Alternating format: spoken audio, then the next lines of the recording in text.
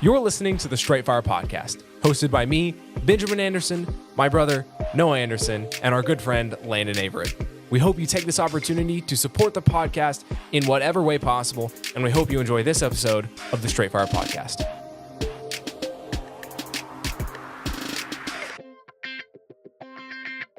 Ladies and gentlemen, welcome back into another Straight Fire Podcast episode. It is a joy to have you wherever you are listening from. We just want to encourage you to take this opportunity to support the podcast in any way possible, as I echo past Benjamin there from the intro. But yeah, just thank you guys for all the support you guys show us and your continuance in, is that a word? Continuation in supporting each episode that we put out.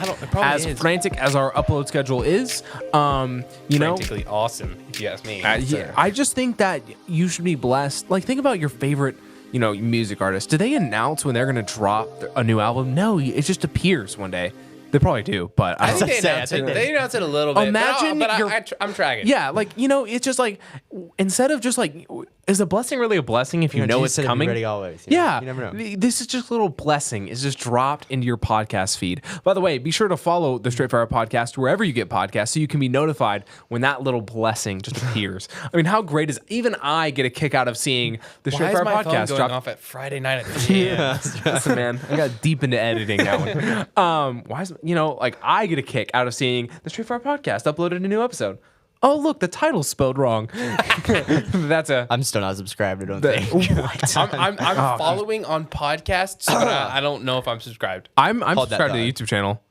Because I know as I scroll past my own video every time. But I live the video. I don't have to watch it. I want to be the 1 millionth subscriber.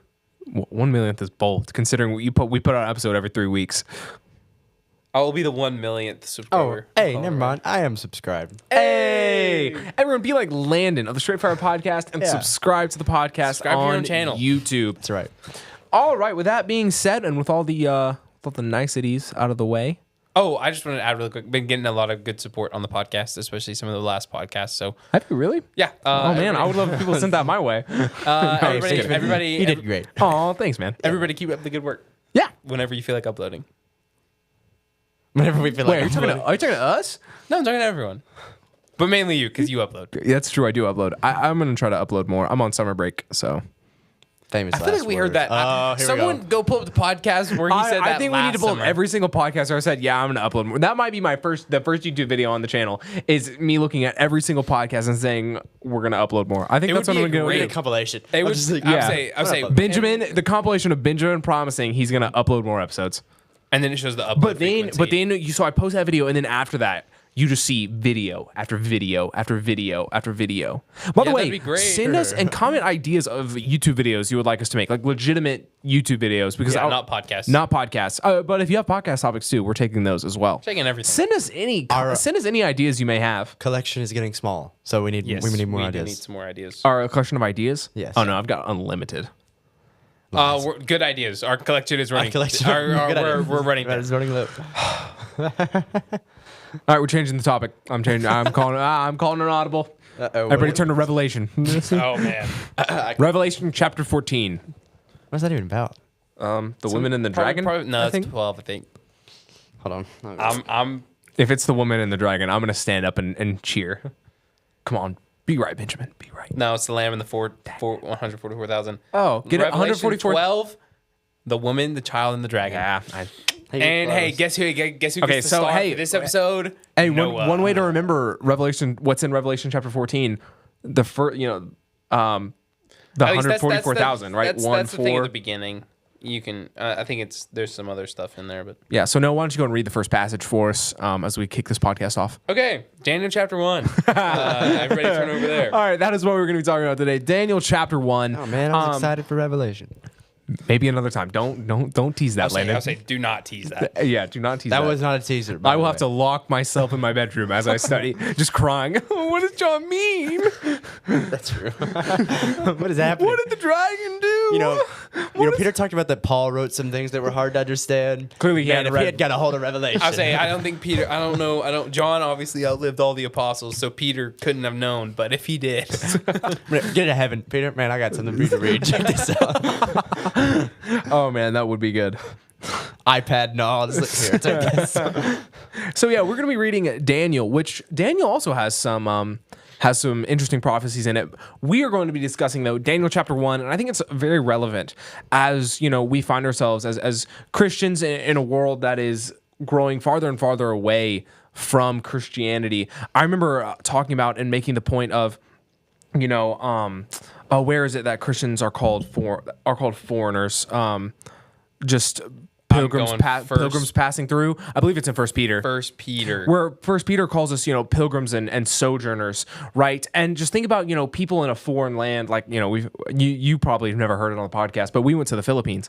They've probably never heard that. Probably never brought that up. But, when we were in the Philippines, think about how much we stood out from everyone there, right? We didn't speak the language. We didn't look like the people. We were clearly foreigners. Think about how much foreigners, right, stand out. And then, as we think about Peter calling Christians to be foreigners, how much we are supposed to stand out. And then we kind of transition to this idea of Daniel, how much Daniel and his friends would have stood out because of not only, if they look different, but the different customs that they had, right? And we're going to get into that as we kind of start this idea and how Daniel and his friends, even in a foreign country, even with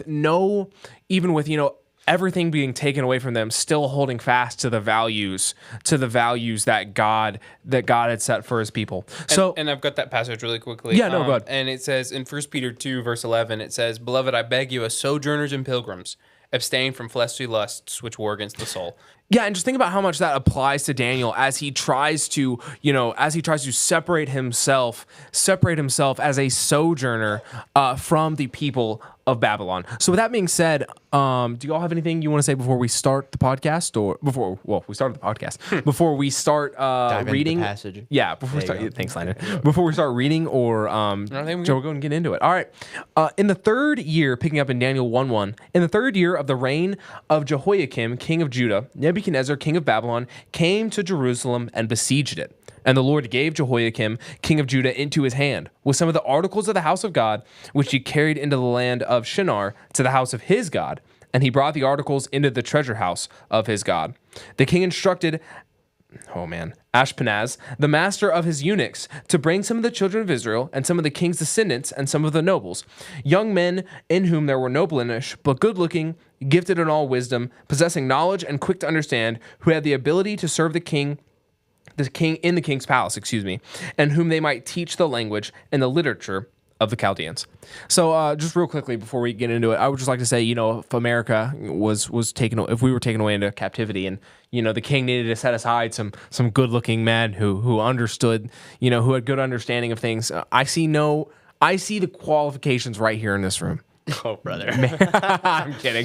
Someone must have just walked in the room. Yeah, I was like, no, I'm kidding. I just, first off, what an honor to be chosen. But secondly, what a horror to be chosen, right? Think about, Daniel, and now he can't even live with the people he came with, but he has to live his life in constant service to this king whom he just captured and besieged and captured his city. Think about how, perhaps Daniel just felt lucky to, have food and to have shelter in this time. But think about how hard that would have been for Daniel as he not only leaves everything he's known, but is specifically chosen, hey, we're going to indoctrinate you with the teachings of the Chaldeans, right? What a hard life. And, Daniel couldn't have been very old. I would imagine when this started. I always imagine Daniel is, because I believe I remember hearing 16 or 17. Yeah, I think traditionally he was a younger man at this point. Well, because he still had to be taught the language and everything. So, it's harder to teach someone the older they become a new language and new customs. He was, if I remember right, he was in Babylon for, I think 70 years? I think he was in the whole time of captivity. Yeah. So he was... I don't know, I'm not 100% on that number, but I do know by the time Daniel did die, he was extremely old, having been in Babylon for a very long time. Yeah. Which means he would have come into Babylon at a very, very young age. Yeah, and now so basically, against his will, he's being signed up saying, hey, you're going to serve the king for the rest of your life. And there's things to be grateful for, right? But there's also things that I'm sure he wished he could have, would have been different. And so we get into this idea of Daniel has these gifts, right? And y'all just comment when I guess y'all just think of what you want to say after this quick thought. But Daniel had these gifts, he had these abilities, and later we're going to read that he used them to point back to God, right? Not to serve himself. What do y'all think of this passage so far? I think it's always fascinating to me to look at how young the king picked out good men, knowing, right, that if you really want people who are going to serve you well, train them when they're young. And I know that's probably not the main point and focus of this passage, but it is very interesting to note how young Daniel is when he does make all of these decisions that he's about to make. And he had gone through some serious life changes. I mean, he had lost his friends and family, right? Whether they had been killed in the siege, whether they had been left behind in Babylon. Either way, he's not seeing them again. Or were left behind in Israel and Judah. But either way, he's not seeing them again, right? He probably would never, I mean, based on all the records that we have, he probably never saw his family again, right? Even if they were in Babylon, Daniel spent all his time in service to the king. He would never start his own family. He would never know the joy of starting his own family or doing anything in relation to that, right? Daniel's sole purpose in this country was to serve this foreign king, right? And we see how difficult that must have been for him. I don't think we as Americans, hopefully, can ever fully understand what a challenge this must have been. So I think when we look through the challenges of Daniel's life, you have to premise that, hey, these challenges are difficult to overcome on their own, but the stuff that he is already overcoming is so much greater than anything that we can imagine, right? So it just goes to show that Daniel had such a trust in God. I mean, he had nothing else. Yeah. He had no family to trust in. He had no future family to trust in. He had he had his friends there, but what could they do against the king? Right? So Daniel really started from nothing. And that was the goal of the king. The goal of the king was to completely break Daniel down, to strip away all of his identity, everything that made this Jewish man Daniel, right? Everything that made Daniel, take all of that away and simply repurpose him for complete service for the king. And Daniel refused to bow down. He refused to give in to that. And I think one of the lessons for us is that's exactly what the world is going to do. They're going to try to strip you completely of your identity, to push you away from everything that you know and are familiar with, and force you to make wrong decisions, right? But when that time comes, we have to follow the example of Daniel, because it is going to happen. Yeah, I agree. Landon, would you add to that? You know, there's a lot of passages in Daniel that show how unwise Nebuchadnezzar was in certain areas. Passages like this show the flip side of that and some of the smartest decisions he made. And so when he came and he conquered Judah, what he knew is that there was going to be certain people that he could extract that would benefit him. And y'all have covered that. But what this shows is you're going ahead and getting a glimpse of outer characteristics of Daniel. Because what you read in verse 4, okay, he's young. Okay, so what he's looking for, and when you see it, it's throughout history, but even in the Old Testament, the guys that really took leadership roles and conquered that position, not even like in a bad way, but like took control of that position and did well with it, they were young. I mean, you think of David when he took the throne. Saul was a young man when he took the throne. Solomon, at his peak, was the young man. He got worse as he got older. You think of guys like Hezekiah. All of these guys were young guys that took the throne. You come into rather recent history, Alexander the Great. I mean, that was a young guy that conquered the world. And so what he knew is he needed people that had qualities in which they knew what needed to be done and they would do it. Yeah. And that's what he needed. And so he looked for that. He also looked for people that the older you get, the more stuck in your ways you are. And like you said, Noah said, you want to be able to break these boys down. And so he needed young ones that didn't have this foundation that the 50, 40, 60-year-old guys had. And so what he had to do is he had to take these guys that hadn't been Jews for decades and were not solidified in that faith to the point that others were. And so he'd break that down. But we see that he wasn't just young. We see that he was, without blemish. And that's going to be explained. What does that mean, without blemish? That can mean a lot of things. Okay, he's good looking. He's gifted in all wisdom. He possesses knowledge. He's quick to understand. He's a smart guy, first off. Man, this sounds like people talking about me. No, yeah. No, I'm just kidding. I'm just kidding. I just, Sure, I I'm knew just it. wondering how many times I could make that joke. I looked at I might have one. I might have one more in me. We'll see. I know you have at least one more, but it's that the ability to serve in the king's palace. And so what he's looking for is he wants intelligence, he wants wisdom, but he also wants a physical appeal. Okay, so he wants these guys that are going to help him lead the country in some shape, form, or fashion. To be people that can be looked to, guys that can be looked to, and people can say that is a smart, that is a wise, that is a good-looking man. And it's interesting that he did not look for that in Babylon. He looked for that somewhere else. Now that probably has to do now. Realistically, every place he conquered, did he probably do this to some extent? Probably. So we're not going to say that it was just that he was looking at the people in Judah and like, man, these are the best guys that you're ever going to see. But there was something that he could look at Judah and say, I can find these guys in Judah. And what you find is that it's David, or Daniel rather. The only other thing that I want to say, and then we move on, is this kind of reminds me of the opposite effect of what happened with Jonah. So you have God tell Jonah, we've talked about Jonah before on this podcast, I want you to go to Assyria and I want you to preach these people repentance or I'm going to wipe them out. Okay, we talk about why did Jonah struggle with that? Everyone always just says because Assyria was a nasty nation that did terrible things to people that went against the rule. I think there's validity to that. But I think equally important to that is what had been prophesied by other prophets like Hosea and Nahum and all of these other guys. What had they been preaching to the people of Israel for years? If you don't repent, there's going to be a nation that comes and wipes us out, which is Assyria. And so here you have this guy that knows that his people is about to die, and God tells him, you're going to go to the people that are about to conquer you, and you're going to do the right thing. You're going to preach repentance to them. You're going to be a good person. You're going to be the right kind of person that I need you to be. Did he do that right thing at first? No. Okay, we flip that to Daniel. The exact same thing happened, but rather worse, because it wasn't Daniel going to Babylon before Judah got conquered, but rather after. And so they're both presented with this problem of you're dominated by another nation, and God has put you in this position. Because what does it say in verse 1 or verse 2? God gave Judah into the hand of Babylon. So basically, God has put Daniel into this position. And so here is Daniel in a place that he never thought he would be, and he's presented with, do I follow God and do I do the right thing? Do I become the man that Nebuchadnezzar's looking for, or do I just be a problem the whole time? Yeah. And then you're going to see what he decides throughout the chapter. Yeah, and well, I'll just get into what the chapter says. No, unless you have something to add before we. Also, that reminds me.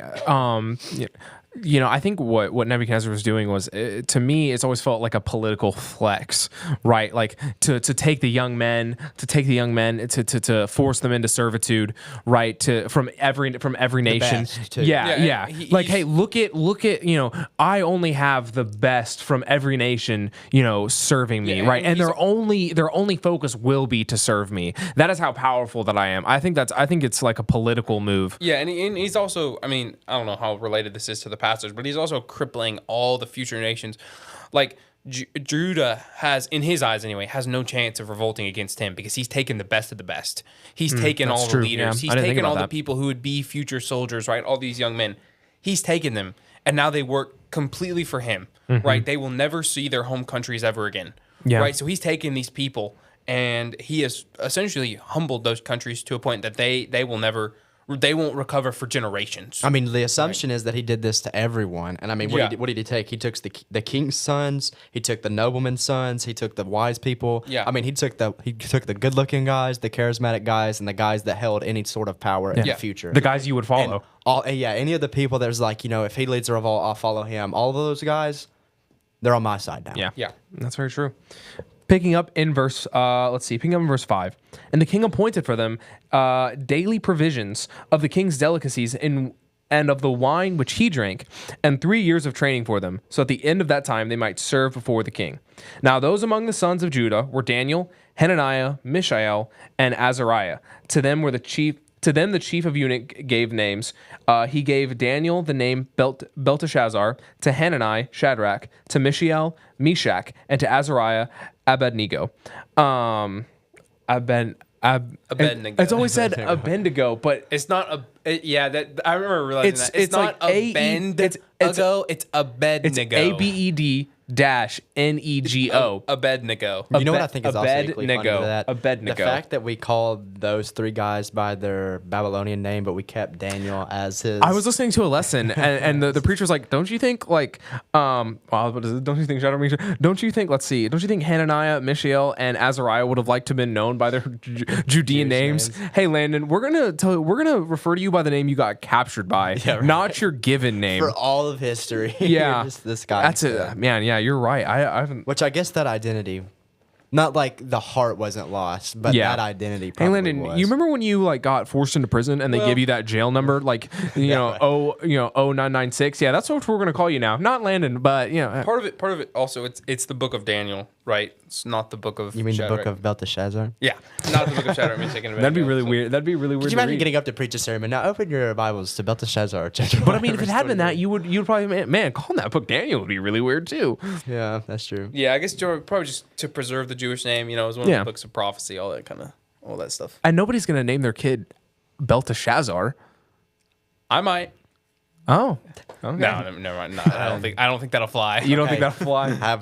We're all gonna try and use their Jewish names the rest of the podcast. Okay, let's see. We have. Hananiah, Mishael. Well, this is- I think this is the only time they're gonna be mentioned, yeah. The rest of it's But about we're Daniel. But we're gonna talk about them and mention them, Okay, and we're gonna use it. Look at the Hananiah, Mishael, and Azariah. I can do that. We're gonna lock it. Okay, yeah. Hananiah, Mishael, and Azariah. I guarantee you, I'll can break we, it first. Can we go ahead and read? I think you read through verse 7. You want to go ahead and read through verse 10? Yes, but Daniel purposed in his heart he would not defile himself with the portion of the king's delicacies, nor with the wine which he drank. Therefore he requested of the chief of the eunuchs that he might not defile himself. Now God had brought Daniel into favor and goodwill of the chief of the eunuchs, and the chief of the eunuchs said to Daniel, I fear the Lord King who has appointed your food and drink. For why should he see your faces looking worse than the young men who are your age? Then you would endanger my head before the king. So I guess looking back over what we read, right, we've determined that we are going to talk about Hananiah, Mishael, and Azariah with their Jewish names. But then this kind of the crux of this passage, right? Daniel purposing in his heart to not be defiled by the food that the king would eat. Do y'all have any idea of like what the king would have been eating? I assume obviously food that was unclean for the Jews. Yeah, probably unclean food. Probably, I mean, the wine. Food I with think also, meat with blood. Yeah, that sort of thing. Obviously, Daniel decides whatever it is, and it's interesting that we're not told the food, but Daniel decides whatever it is that he's going to have, and Mishael and Azariah and Hananiah decide that they're going to have no part of it. Yeah, right. Something about it goes against their culture, and even though everything, their identity had been stripped from them, they still decided, hey, I'm going to hold on to these principles. Morals stay. Right. Yeah. I'm going to take them with me wherever I go, showing that it wasn't really about the location of where they served God. It was more about, God's law being written on their hearts. Right, because that's always what was commanded in Deuteronomy and Exodus and Leviticus. Right, God said, hey, write my law on your hearts. There you go. Right. Meditate on them day and night, and not only meditate on them, but do them. Yeah. Right. And Daniel decided he was going to take that seriously. Right. And you can see what ensues. Yeah, and that as I was preparing for this podcast, that kind of made me reflect. Made me reflect on this idea of, how many times have I given myself a pass whether, hey, I watched something that I wouldn't normally watch, or, I did something that I wouldn't normally do. Well, because I was with other people, right? I would never have put on that TV show. I would never have listened to that music. I would have never have said that joke. But, I'm with, those other people around me who are doing those things. That's really more on them than it is me. It's not really my fault that I listen to those things or I watch those things. It's on them. And I thought about how many times, I've given myself a pass because I let the circumstances around me decide how much I was going to follow God's law, God's commands that day. And, I realized Daniel kind of puts me to shame here. Daniel puts to shame this idea of, because I'm with these people, I'm going to do these things. Daniel puts to shame the idea that, my morals can come come and go depending on my surroundings, right? And I think it's so easy to fall into that mindset. And because sometimes, let's be honest, we fool ourselves into thinking that the worldly people around us are going to respect the morals that we have. And that's not always true. And I'm not trying to cast judgment. I'm not trying to cast blame on people, but they're just simply not going to understand, right? No, I don't know if non-Christians can understand the idea that, you have to cling to these morals, because it's not just about, holding to some moral code. It's about serving your creator. And I think that's the idea that Daniel's giving here. It's not just the idea of, hey, I'm not eating this because I want to be healthier, or because it violates, how I feel about this. I'm not eating this because I'm trying to serve my God, right? There's nothing more important than that. Even in service of this great king, my focus still remains on serving this God. I'm not going to let the thing around me, even this, these wonderful delicacies. I mean, it says, the wine that the king drank. You don't think the king drank the best? The food that the king ate. You don't think the king ate the best? And it was still, hey, no, I'm going to forego that, because no matter what, no matter who's around me, my life remains still in service to my God. And so Daniel kind of put me to shame with that idea. I think an important thought here is not only to follow God's commandments, but to also explain why you do them, right? If someone comes up to me, hey, no, why don't you drink, right? Well, I could just say, well, I think drinking could cause me to do things that I don't really feel comfortable in doing. I think drinking could impair my decision making, all that stuff. That's a fair response. It's a valid response.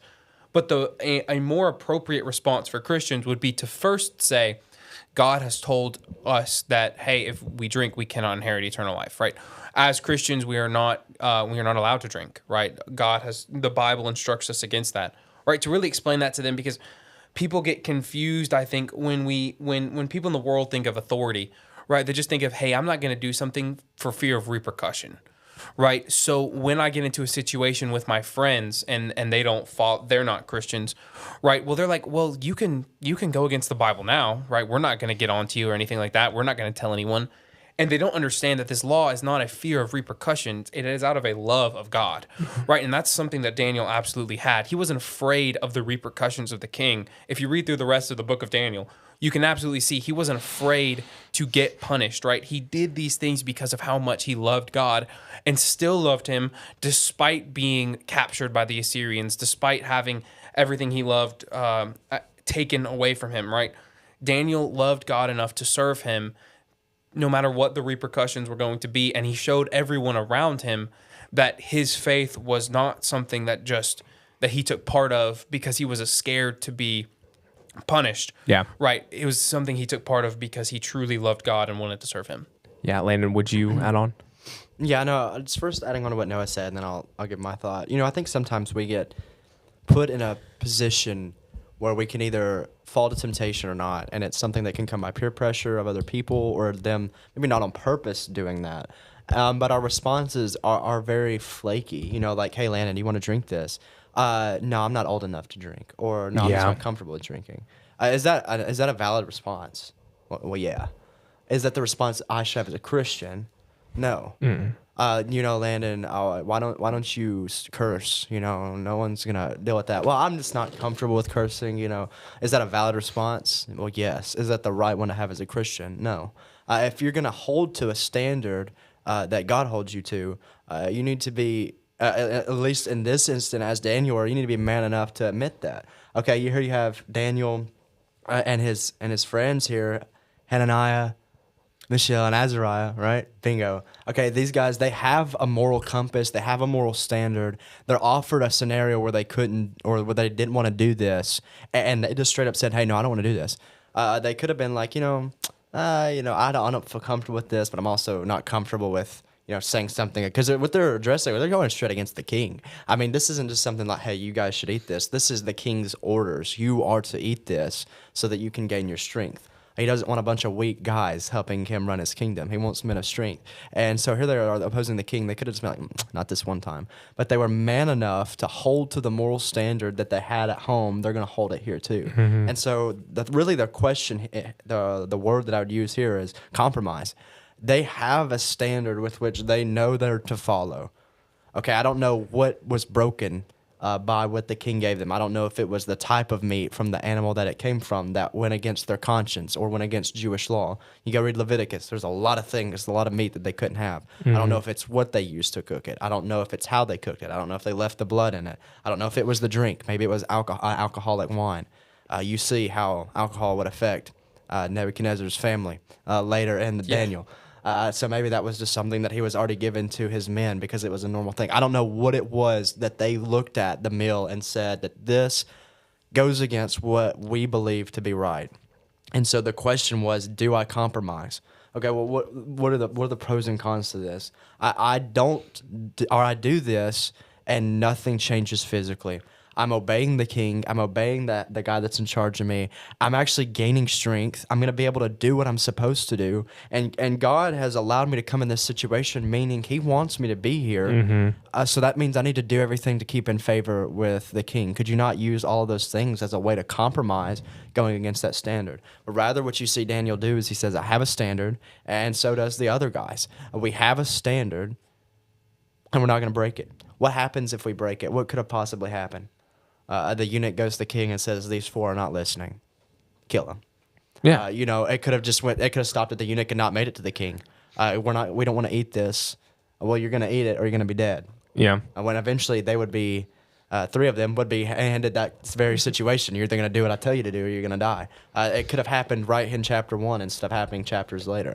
Okay, and so there's a lot of things that they could have went through. What could have happened is they decided, all right, you're not going to eat this, you're not going to eat anything. You're just going to eventually starve. There's a lot of bad things that could have happened that they could have gotten out of with compromise. I'm just going to compromise on my standard. Well, also think about what the chief eunuch says to Daniel. Hey, I don't want to risk the king killing me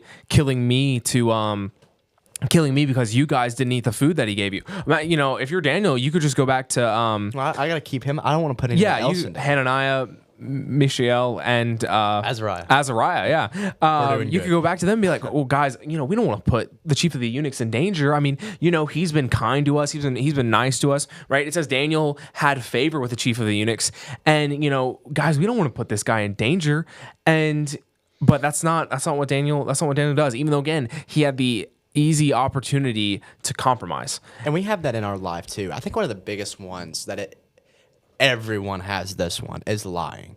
There is going to come a point where you're going to be like, man, it's wrong. Okay, it goes against my standard of what I believe to be right. Lying is wrong, always. That's just the truth. Lying is wrong. There's no such thing as a white lie. I'm either telling the truth or I'm not, and you're going to be on one of the two sides of that. But I mean, if I just tell this lie, it'll get me out of trouble. It could put me in a better situation. I don't want to hurt people. Yeah. You want to talk about like Christians that want to defend lying in certain scenarios. The main thing that they're going to use that for is I just want to defend someone else. Here you have Daniel rather. I'm gonna keep saying that, aren't I? Yeah, Daniel rather. Landon can say, Mishael, Azariah, and cannot say Daniel. The other one. Oh no, Hananiah. But he's gonna call Daniel David. And he could have said, I want to defend this guy.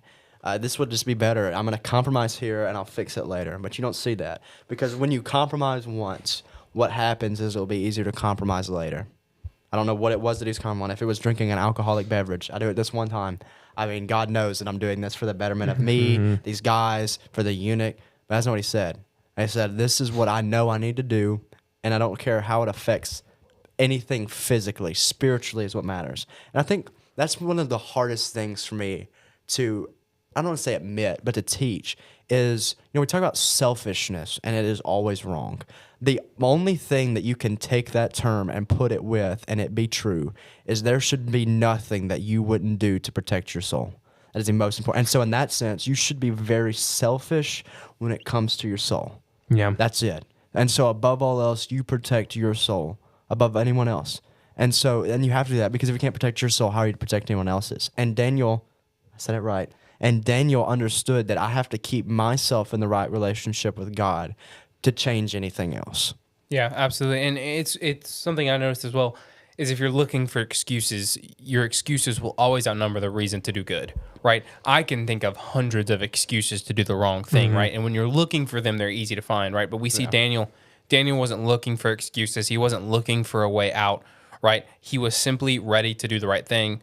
He didn't consider, obviously we don't know everything that Daniel was going through, but we know he did do the right thing, right? And it looks like Daniel Daniel, I'm sure Daniel had a long talk with himself on the way to Babylon when he got to the king's palace. Hey, we're going to do the right thing here no matter what. Yeah. Right. And they were faced with this first test, and we see that they decided, hey, even at the risk of our own lives, even at the risk of someone else's life, they were going to follow the code, which is a bold way to start, because they had nothing. They had no rights. Don't picture yourself Daniel, this older man who was very wise, who had worked his way up in favor with the king. Daniel had nothing.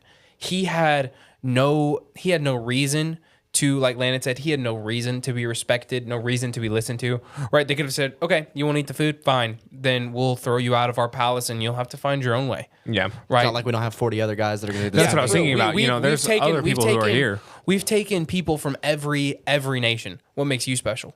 But I will note very quickly that the person in charge of them found favor. Daniel had found favor in his eyes, right? So when you're doing the right thing, when you're being a Christian, instead of when you say to someone, yeah, hey, I don't do that because I follow God, instead of them mocking you, I think a lot of the time, if you are being a faithful Christian, they'll look at you and wonder, okay, that's interesting. Yeah. Why why do you do that now? I think we all have this in our head that, like, the second that we go against something, that they're going to be like, oh, gross, you're a Christian. You're a I can't Christian. believe you're a Realistically, Christian. almost every time that someone has offered me something with which I'm not okay to partake in, and I'm honest with them, they're like, that's cool. Honestly, don't compromise. Usually they'll be like, yeah, I need to stop too. Don't compromise on it. And that's a great conversation start. Now, will it always be that way? No, probably not. Absolutely not. Right. I've had some conversations with some people about abortion and that sort of thing, and I explained my views and why I had those views, and they're like, that's interesting. Now, did they ridicule me for them? Yeah, a little bit. But you know what? I told them and I explained, and who knows what that'll lead to in the future. But because I presented them in a Christian way, I wasn't a rebellious person. I wasn't someone who was always looking for controversy, but instead, since I simply followed God, right, and they knew that about me, then telling people why I'm doing what I'm doing is so much easier, right? And Daniel, because of the person that he was, when he told the keeper of the eunuchs, hey, this is why, or this is what I need, and I can't do what you're asking me to do, the eunuch didn't just kick him out because Daniel and his friends had been rebellious. Right, Daniel had already found that favor, so the eunuch was more willing to do what Daniel had asked of him. Yeah. I think we should go ahead and move on to the next passage. I think we covered that really well. So picking up in verse 11. So Daniel said to the steward hold on, I can do this. We're picking up in verse 11. I can't believe you made fun of me with David. I know, you're right. I don't know why I had any room to You talk. want me to read it? No, I got it. So Daniel said to the steward, whom the chief of the eunuchs had set over Daniel, Hananiah, Mishael, and Azariah. Oh, they're the names again. Yeah. Verse 12, please test your servants for 10 days and let them give us vegetables to eat and water to drink. Then let our appearance be examined before you and the appearance of the young men who eat the portion of the king's delicacies, as you see fit. So deal with your servants. So he consented with them in this matter and tested them 10 days. And at the end of 10 days, their features appeared better and fatter in the flesh than all the young men who ate the portion of the king's delicacies. Thus the steward took away their portion of delicacies and wine that they were to drink and gave them vegetables. And I've always thought for this passage for so long, the other people in the room had to be so mad. They're like, wait, we're eating vegetables and water?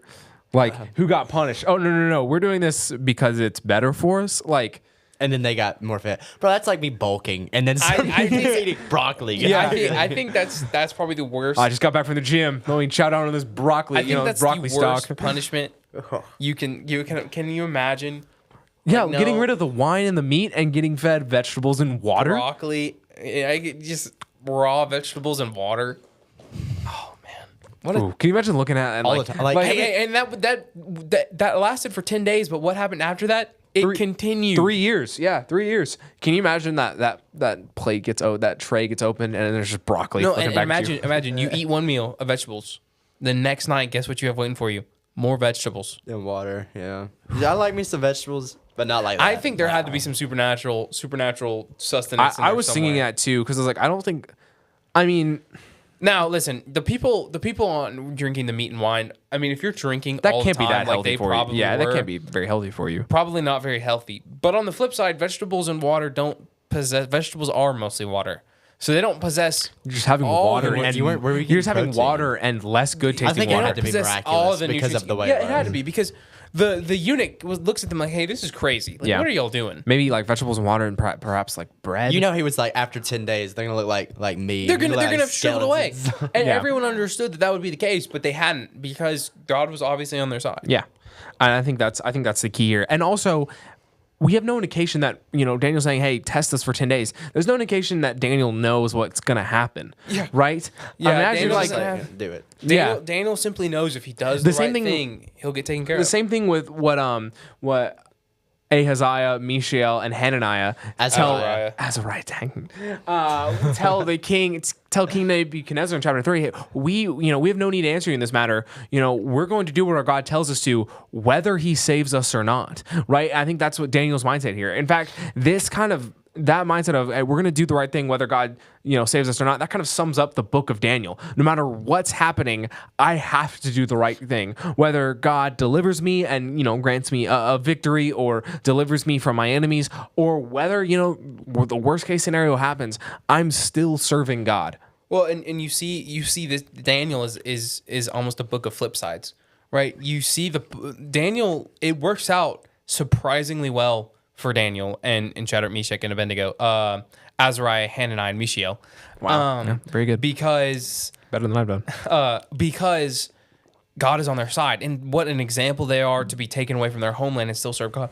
But nowhere in this book is the promise that God is going to save them. Yeah. In fact, God does very little speaking in this book, right? Daniel and Outside of the prophecies, yeah. yes, Daniel, but through the first 3 chapters, God does very, very little speaking, right? He speaks directly to Daniel, but that's really it, right? He doesn't speak to the 3 of them in the fiery furnace at all, right? Any time in that whole story, right? Except when they are thrown in the furnace and the 4th one comes down like the Son of God, right? But there is no assurance from God here, and God gives no promise that, hey, when things are hard, when you have been taken, or when everything gets hard, that God is going to deliver you from that and make things physically easier for you. Yeah. There is no guarantee in this book that that's going to happen, right? In fact, Jesus warned against that often, right? Because we always remember, hey, Daniel, he was saved from the lion's den. They were saved from the fiery furnace. They were fed vegetables and water, and it was made okay. Right, but what you don't read about is how hard it was to be in Babylon away from their family, how hard it was to serve the king, right? All that they had already come through, right? And that God was able to continue to carry them through such hard times because they had already made the decision that they were going to serve God first. And there is no guarantee to you and me today that that's going to happen, that we're going to, get carried through every trial because we serve God, right? But the example here is shown that, hey, if you put God first, you're going to be taken care of. Whether it's in this life or the next, it will always work out for you. I guess I hadn't thought about, what might have been the hardest thing Daniel and Mishael, Azariah, and Hananiah had to deal with. There you go. Yeah, there it is. What had to deal with was just just day in, day out. Hey, we're not in our homeland. We're so far, and I know we keep going back to this, but it just keeps like dawning on me, like this idea of like every single day, I'm far from my homeland. I don't get to worship my God the way I want to. I don't get to have a family to comfort me. I don't get to be with, all of the people that I grew up with, loving. And you don't realize like, day in, day out, how hard that would be. And, especially as those days stack up and then, hey, we get to the point where we have to bow down to this golden statue, right? After years of serving the king faithfully and trying to uphold everything God does, now we have this challenge in front of us. Like, how, let's just, you wonder if they had this idea in their head of, hey, let's just call it. Right? Like I'm done taking the ridicule from the other people. I'm done trying to hold on to these rules that this God has left me. Let's just call it. And you wonder, because day in, day out, as we go throughout our lives and as, we go through the valleys of life that life brings, you wonder if it's like, man, maybe I should just call it, right? This temptation that I've been putting off, or, this commitment to God that I keep trying to have, and this dedication to the Christians in the church that I keep trying to have. Maybe I should just call it, And so we look at these people and we see the highlights of their lives. We see the best moments. We see God delivering them through these, huge trials, these trials that, we continue to tell stories about, these trials that, from the very moment that a child is born, right? What are the stories that they're gonna know? David and Goliath, Daniel in the lion's den, right? These. Sorry, your eyebrows. No, I was waiting for you to say the names in the fiery furnace. No, these people who got thrown into the fiery furnace, these trials that we read about and these great victories, but you don't read about the day in and day out how hard that would have been. And that's, I guess, what, I think about the most is as I go through life, it's not these great trials and these major victories. It's just day in, day out doing the right thing and how hard that can be sometimes. And I think that's the lesson that I take away is in the good times and in the times that, the times that not life defining, but in the times that people are going to talk about the most, those are hard, but day in, day out might be just as hard. What made these four men able to have the great moments that we see here was their dedication to God, not in those moments, but every single day. Yeah. Right. I love something I thought about as I've gotten older is, so many people say they're willing to die for God, but so little people are willing to live for him. Yeah. Right. Every day to choose. They'll say, I'll die for God. But when you look at their life, there's really no evidence of them living for God. Right. They're not willing to put the little distractions, the little sins aside. Right. And if you can't do the little things, then you have no right to say that we're going to do the big things. Mm-hmm. Right. And I think Daniel and Shadrach and Meshach and Abednego, their Babylonian names, if you'll forgive me. Azariah, Mishael, and Hananiah. No. Thank you. I think when you see those four people, right, the reason that they were able to have these great displays of faith was the little ones they showed all along the way. Yeah. Right. And I hope that, and I think sometimes we get too wrapped up in the big moments, like you said, in these life-defining moments of faith. Right. But if you haven't been faithful in the little things, then God has no reason to deliver you when times get hard. Right, I can't call out to God and say, God, deliver me through this really hard time if I haven't been faithful to him every single day. Right. So I think it's something to remember and look at Daniel as an example of as we go throughout our regular lives. Landon, can I read these last few verses and then can you close us out, please? That's great, because I was about to say, I had a comment and I forgot what it was. So I'm sorry. No, it was like a long time ago. Like it was like right when we read the verses. I was like, hey, no, that'd be good to say. Now, so yeah, let's just move on. All right, we're picking up in verse 18. Now, the end of the days, when the king had said that they should be brought in, the chief of the eunuchs brought them in before Nebuchadnezzar. Then the king interviewed them, and among them all, none was found like Daniel, Hananiah, Mishael, and Azariah. Therefore, they served before the king. And in all matters of wisdom and understanding about which the king examined them, he found them 10 times better than all of the magicians and astrologers who were in all of his realm. Thus Daniel continued until the first year of King Cyrus. And, I guess I never thought about that. King Cyrus, that was, again, like you said, like 70 years away. King Cyrus wasn't even king of the Chaldeans. He was king of the... He was king of the Medes and the Persians. Yeah, the Medes and Persians. Daniel served until a whole other empire came in and took Babylon. Wiped out Babylon. Yeah. And then talked to them. Yeah, and then he served them. Yeah.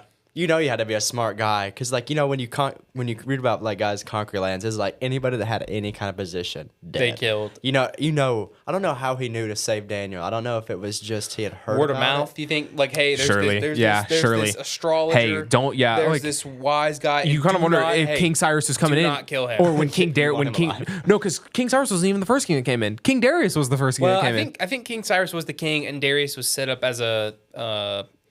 Oh man, we're getting into a lot here at the end of the podcast, but I'm pretty sure Darius was not the king, but under the king. Yeah, okay. he was kind of like the guy holding the throne, if you will. Okay, the guy in the chair.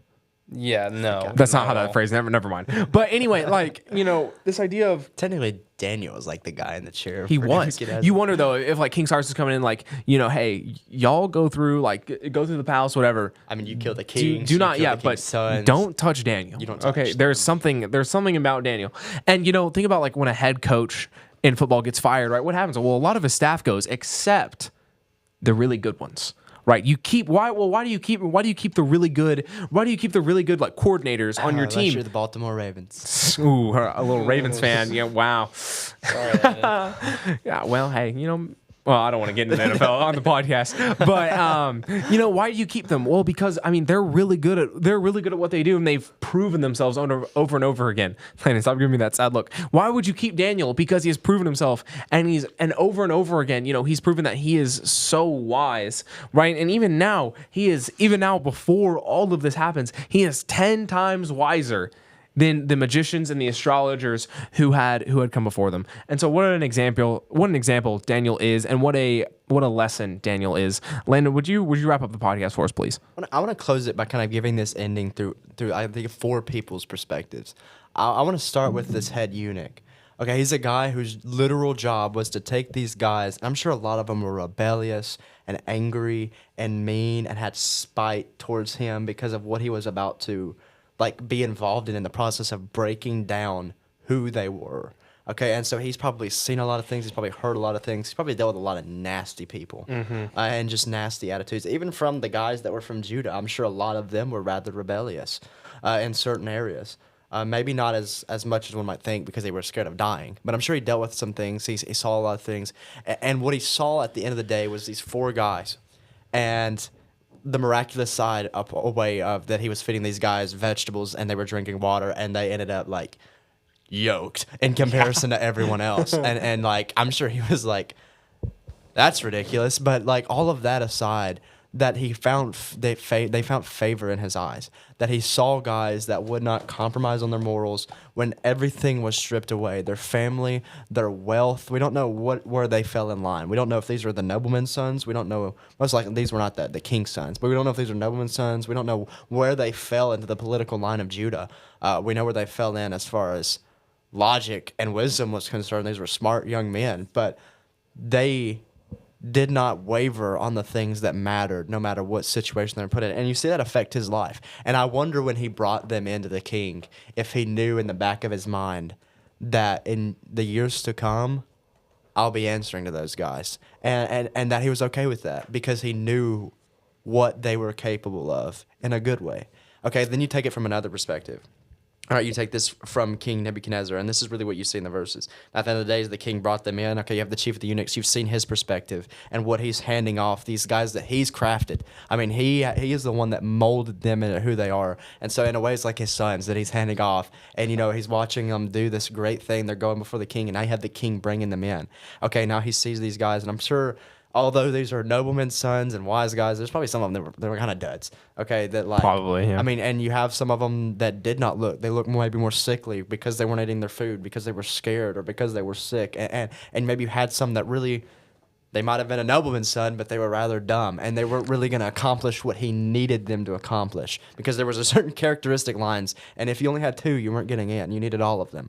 And I'm sure he was sifting through this, and I'm sure he was getting sick of doing it. And you have these 4 guys come in, and I'm sure he probably heard about these guys that were eating broccoli and drinking water instead of drinking his wine. And then I'm sure he was probably frustrated, but then found out that it worked out for him, and maybe naturals, that's the way to go for some people. And so he has them come in, and he starts quizzing these guys. It's this interview. He's like, tell me about this. Give me the information on this. And everything that he could give them. I'm sure he was trying to look for an area of weakness, just so there's somewhere to grow, but he couldn't find it. They just turned out to be 10 times smarter than the guys that he would usually go to for things. 10 times smarter than the best of the best. The best of the best. Mm-hmm. And so he goes, okay. And we know what happens to them, the power that they're giving, specifically Daniel. But the other guys too, Hananiah, Azariah, Mishael. There it is. I think we're dialing in. That they get. Okay, well, we cut that off because that's the end of the chapter. That's what he sees. It puts them in power because of where they're at. Okay, now I take this from the guy's perspective. We don't know how this was going to work out. We're going to disobey the king. We're going to disobey the eunuch because we're going to follow what we believe is right, what we believe God wants us to do. We're going to do what God would have us to do. We're not going to compromise on our morals because there's some things that can't be compromised on. We don't care what's going to happen to us because of that. And eventually they get blessed with that, and that they ate the food and they grew more and they had more strength.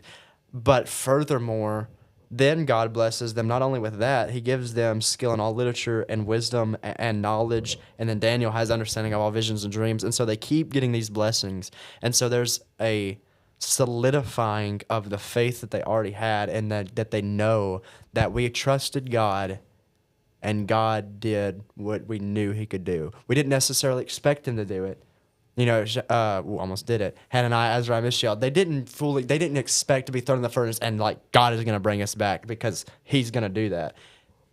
They knew God had the ability to do that, and they would trust that He would do what is best. If that meant they burned to a crisp in the furnace, then we burned to a crisp in a furnace. Here, if that means the kings has this executed because we didn't know what we were supposed to do, that's fine. We're going to trust God. Now, they were blessed. Same is true for us today.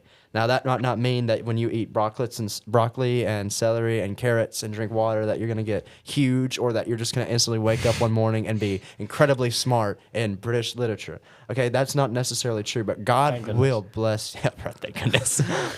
God will bless you, more so spiritually. Okay, when you read the New Testament, the only thing that Jesus promised, and this is a scary reality to some, but it shouldn't be. The only thing Jesus promised Christians on the earth today is that you will have persecution. That's the only thing that He promised. Yeah. Now, He promised that there would be things to come in the next life that you would have. But on the physical life, that's the only thing. And as I close, the last thing, you want to look at this from God's perspective. Okay, He's been watching the people of Israel go up and down through the judges, through the kings. He's watched Israel absolutely fall. I know where I'm at, so I can break. What? Oh, yeah. Go ahead. He's watched Israel absolutely fall more than once. Okay, He's absolutely watched Israel get taken out by Assyria because of their disobedience. And then He watches Judah, and He says, you know what, it's time. They're going to get wiped out. Okay, what He's used to seeing is mediocrity in His people. And so now He's ready, and He watches these 4 guys, and He sees them go into a land that isn't theirs, stripped from their family, stripped from everything they've known, and then watched as men try to strip their identity and their morals from them. And he watches, what are they going to do?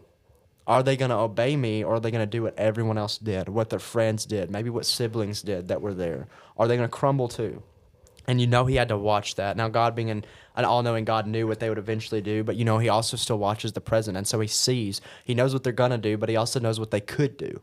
And so here He's watching as they obey Him and they turn down the food no matter what's going to happen. And what you see is God watched it.